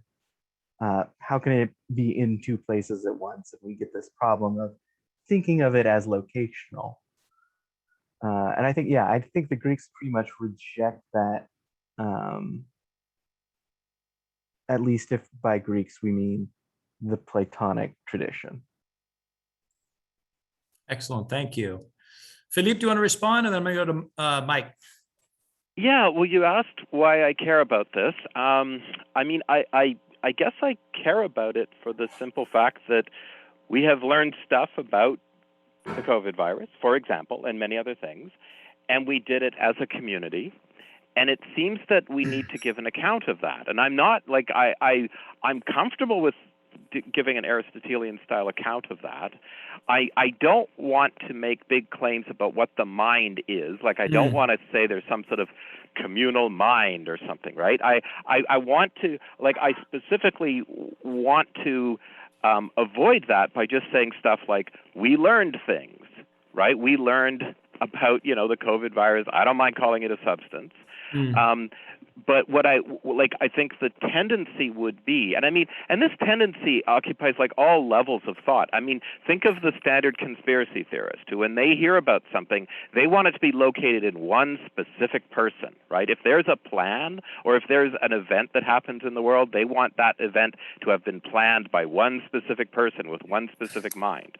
Like this is a tendency that humans have to resist, I would say.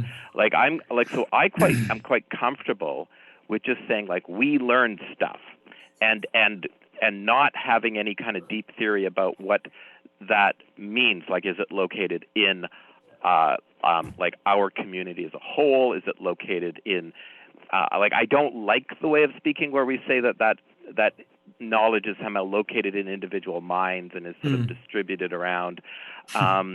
It's like I'm just saying this is a complicated question. Now, as to the question about whether the Greeks thought about this, well, I mean, in the physics and metaphysics, it strikes me like Aristotle is talking about individual minds. I don't know why. Maybe it's just convenient. Maybe he genuinely thought about it that way.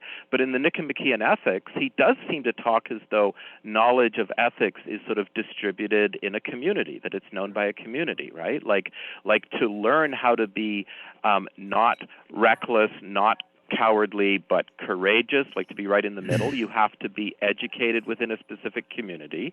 You have to learn the knowledge that is located within that community.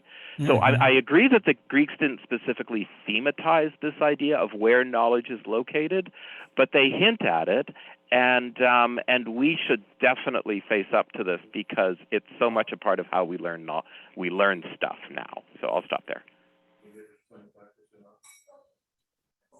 I think I'm gonna take issue with Philip here, just because modern philosophy does this. I mean, if we're gonna learn Aristotle and Plato, do we get to pull from the grab bag of modernity, every philosopher, look through the lens, say, oh, there's a little distortion there. When are we gonna learn them in themselves? Because if this is just gonna become a talk shop about whatever anyone wants to talk about, and pull anything out from outside this class, then we're never going to move in ahead. And we've all experienced before. I don't like the conversation being hijacked for people's little picadillos. All right. You'll notice that I said nothing about any contemporary philosophers. I could have made exactly the same example using knowledge about the You construction of didn't triremes. mention them, but it's clear that that's what you're talking about, Philip. You didn't mention them, and just because of that, you can't claim that that's not what you're doing. You went specifically now, and there will be video on this, so we'll have your conversation recorded. And you were like, today we're doing this, so we need to deal with this. No, we don't. And just because you want to bring up anything doesn't mean you get to hijack this whole group into whatever you want to talk about. Ancient Greeks learned about triremes. There was a time when trireme technology, which is a kind of ship, was developing very, very rapidly. It spread throughout the community. It seems reasonable to say that communities of ancient Greeks had knowledge about triremes and that knowledge spread from there. It seems reasonable to say that the knowledge of how to construct and run a good trireme-based navy was not located in any one specific head, that it was located throughout the community. Maybe you want to analyze that in terms of that knowledge being located in different people's heads. Maybe you don't. But this is an example that has been with humanity right from the start.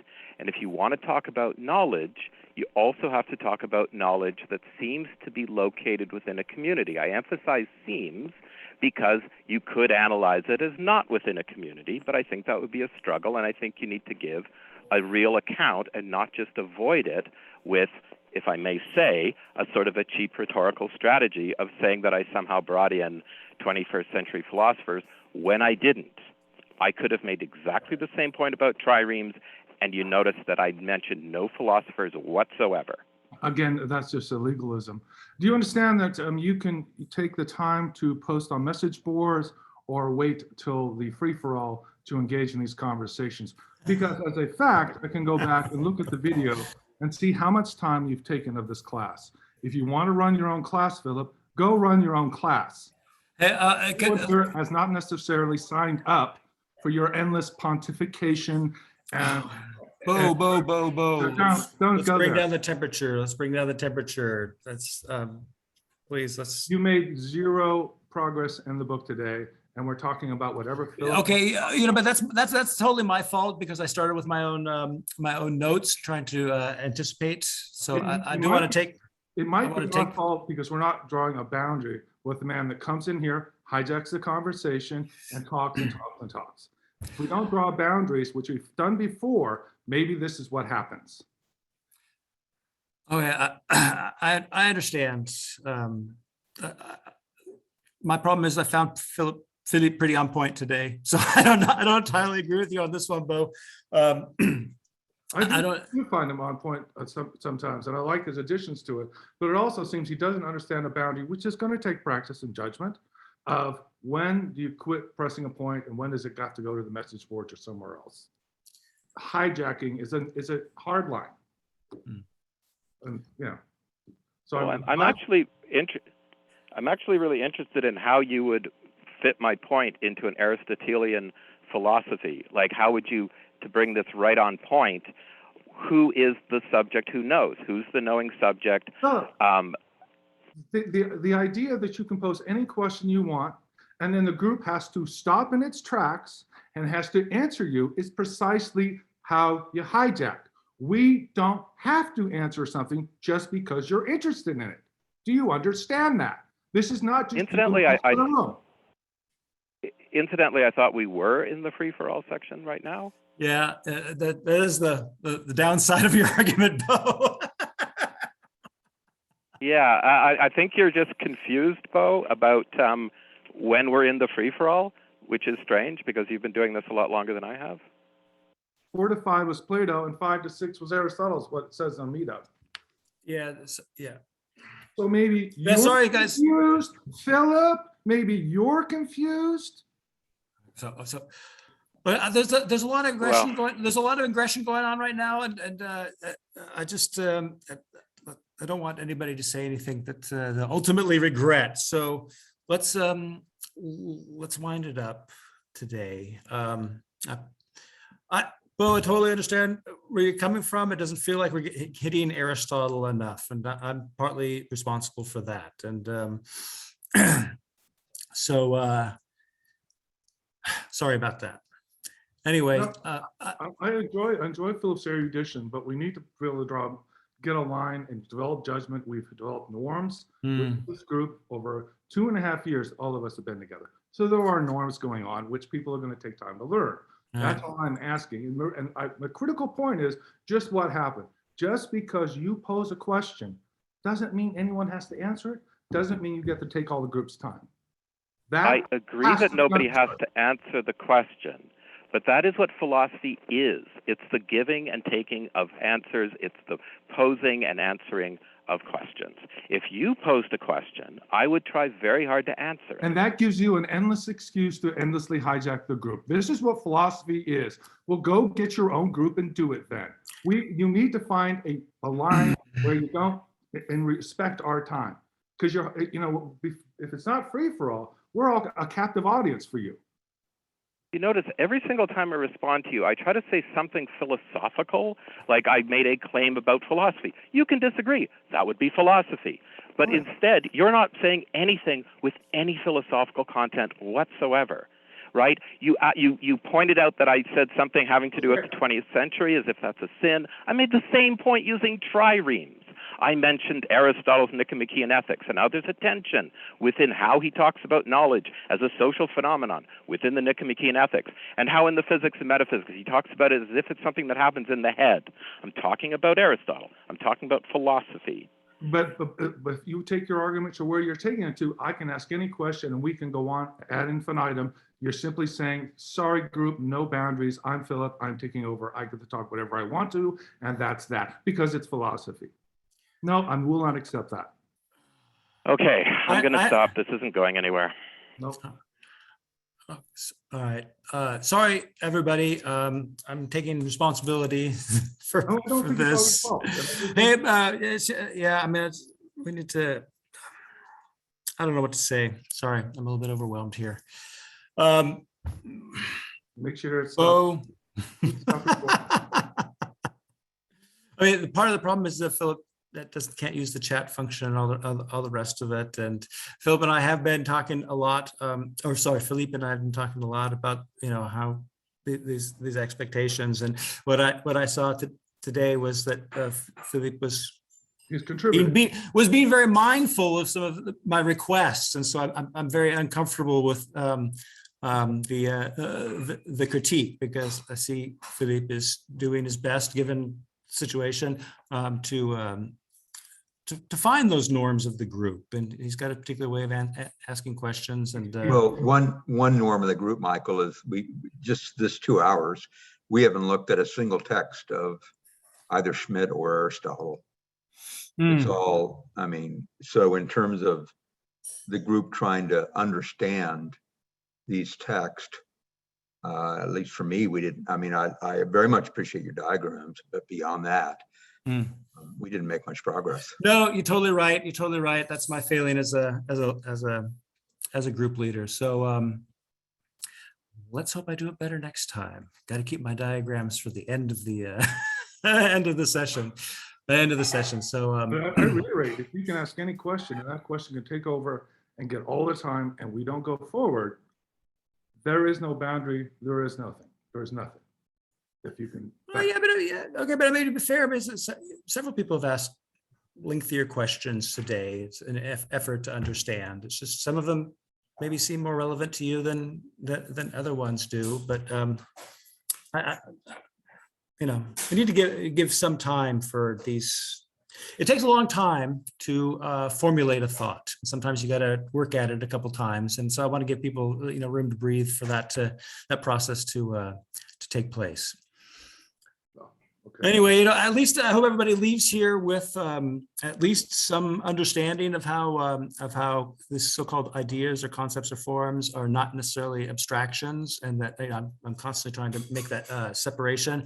I wanted to show a little bit of what Schmidt's after, in order to help us understand how and why he talks about representation, because if we just take it as an historical thesis, then it's going to seem arbitrary. And it has in fact seemed to many people to be quite arbitrary, to be taking this rather than that. And I think from the rearview mirror, if we look at, the circle qua circle is over against the circle with all these other properties that perception, that is available to perception, and that perception represents to itself. We can at least see what Schmidt's after, so that when he talks about representation, we can look at it in terms of this model rather than, just being suspicious that he is cherry picking some historical examples. So Thank you. anyway, Thank you. yeah, absolutely. Yeah, sorry. And if there's, anyway, thanks we're good. everybody. Thank you very much. Sorry, this got a little out of hand here, but I'll be very focused on the text next time. So thanks so much. Thank you, Bo. Oh, thank you, Phil.